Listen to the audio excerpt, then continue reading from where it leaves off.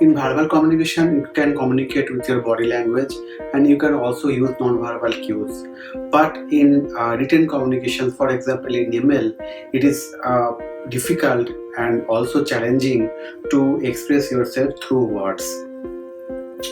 So for example, if you are applying for a job but you are not getting shortlisted, or in profession, most of your job or most of your communications through business emails, but still you are not getting promoted, or simply you are finding it not easy to do communicate with email, rather you prefer doing it on a verbal communications.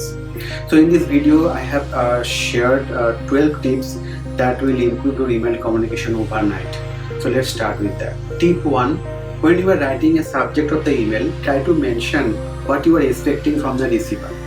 So for example, if you have a business meeting and you want to cancel that meeting or you want to reschedule the meeting, then instead of writing team meeting in the subject line, better if you write something like team meeting is postponed to particular time and a particular room. So that gives the meeting attendant that the information in the subject line itself, what the email is all about. When writing the salutation of the email, something like hi, hello, and then the name of the receiver, try to use the same name that the receiver uses as a email signature.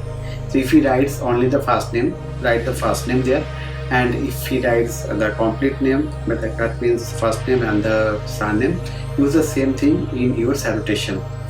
And also remember one thing, that if you are not sure about the gender of the receiver, then do not write Mr. or Mrs. Just simply write the name with hi and hello. Tip number 3: the body of the email. So when you write the body of the email, try to make it in a very simple sentences. Do not use any jargon word, do not use any cryptic language out there, as if you are talking with the receiver itself in front. And also keep in mind that the first sentence that you write, after reading the first sentence, the receiver will go to the second sentence. So start with some warm sentences and then move on with your actual email body instruction writing. And also do not use the emoji in the professional email. And you can also mention some bullet points in the email body, so that it helps you also specify different important facts or different important instruction in the email. And also from the receiver point of view, it is equally important for the receiver to respond you for each of the bullet points.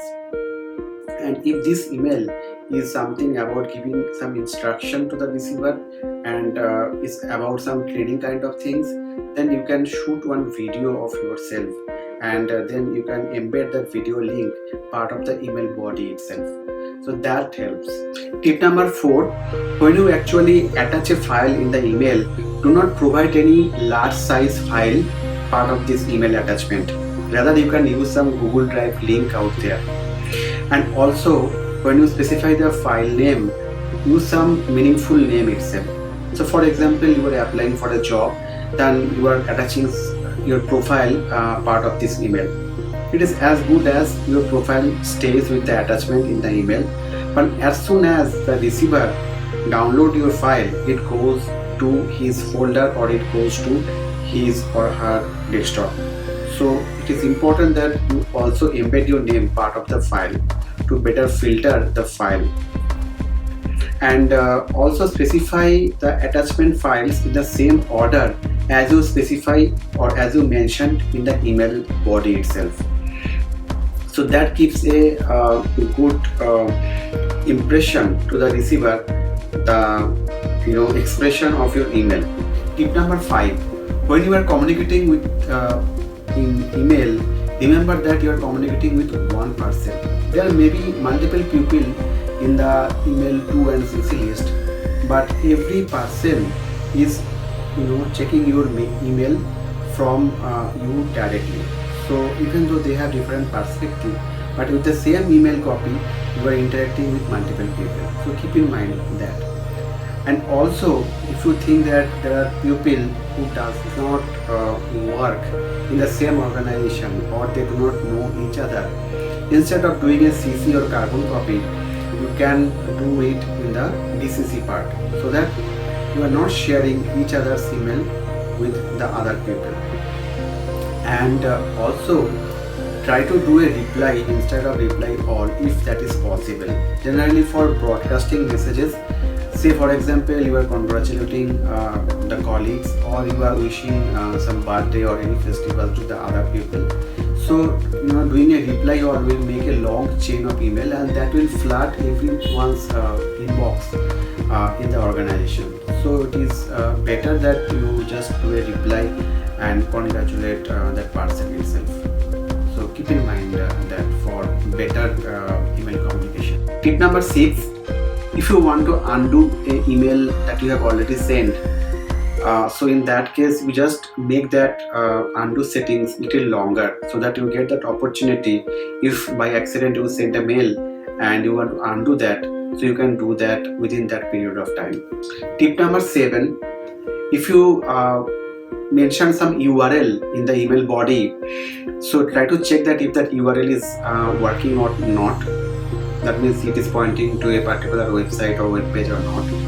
And importantly, that try to make that long URL to a short word and make it as a hyperlink, so that it becomes easier for the receiver to open that web page. Tip number 8: if you're going for a vacation or on a holiday, so you should make the auto reply on. There is the settings in the email application to set the auto reply, so that in your absence, if somebody email you, then there will be automatic reply to be sent to the person itself.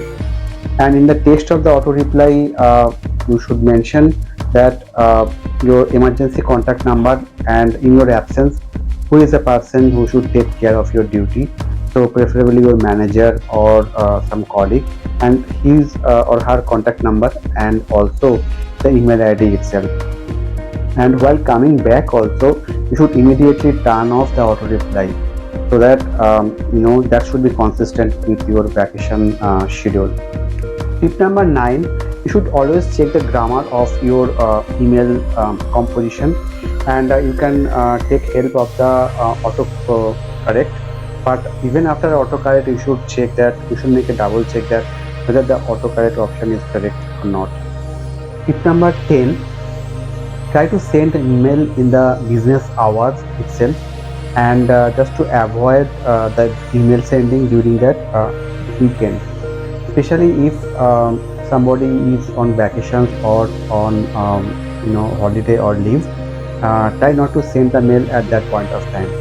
So while he or she comes back from there, then you can send the email itself. Tip number 11: you should not set the high priority flag set for any ordinary email or any important email, unless and until it is very urgent. Otherwise it gives a not a very good impression about yourself. Tip number 12: as a productivity boost, do not check your email every now and then when it comes to the inbox. Instead, schedule a time, maybe thrice or 4 times a day, when you go and check the email, and check all the emails that came to your inbox. And this is the way you can improve your productivity.